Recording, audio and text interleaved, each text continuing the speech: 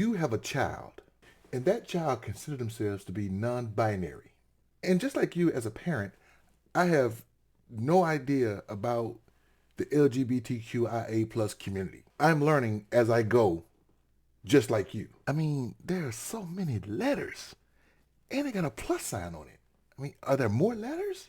But your child considers themselves to be non-binary. And because they consider themselves to be that way, they are bullied in school.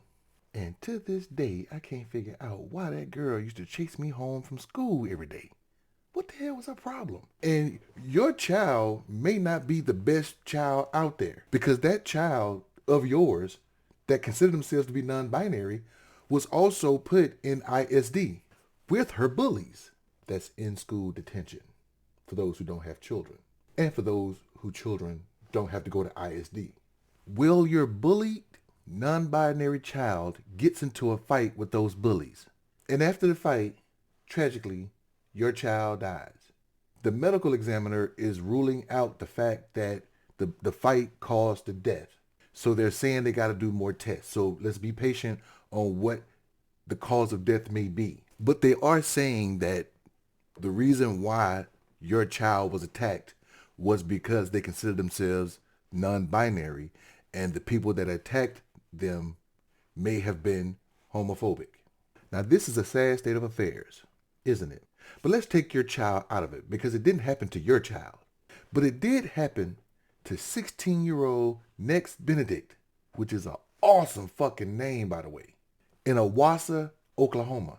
And this is all sad, but it gets worse, because a state senator by the name of Tom Woods was asked a question at a dinner in which the person posing the question was concerned about the anti-LGBTQIA plus legislation that's being passed in the state, and this person's death, and how they may be correlated. Not saying that they are, but they were just concerned. And you have to hear his response. Beat their Owasso High School. What do you think of that? They were targeted because of some of these bills and some of the things that Ron Walters has said. True.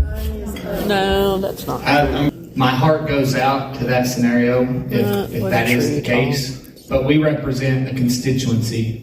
We're a Republican state, supermajority in the House and Senate. I represent a constituency that doesn't want that filth in Oklahoma. You know, we are a religious state. We are going to fight to keep that filth out of the state of Oklahoma. Because now, I don't care what you think your religion may say. I don't care what you think your sexual preference is.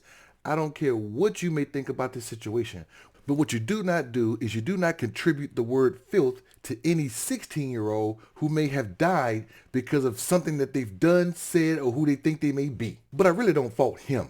I blame the voters of Oklahoma, because they voted him in. He may have said this rhetoric before. They just didn't pick up on it, or they didn't, or they brushed it off, or whatever it is, but they let it slide. And now they got him in power. And that's where he is now. And he's bragged about the fact that they have a supermajority and they can pass whatever they want to pass. So he has said the word filth before. He's just not used the word filth. But because he has a supermajority in the state house or the state senate, and they have a Republican governor, they can pass whatever legislation they want. So, voters of Oklahoma, you voted that filth in office.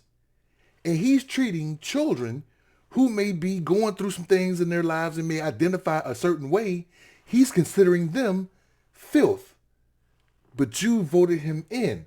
So you consider that child filth because that representative is representing you.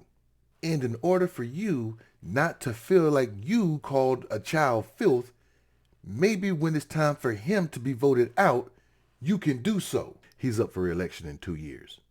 What do you think?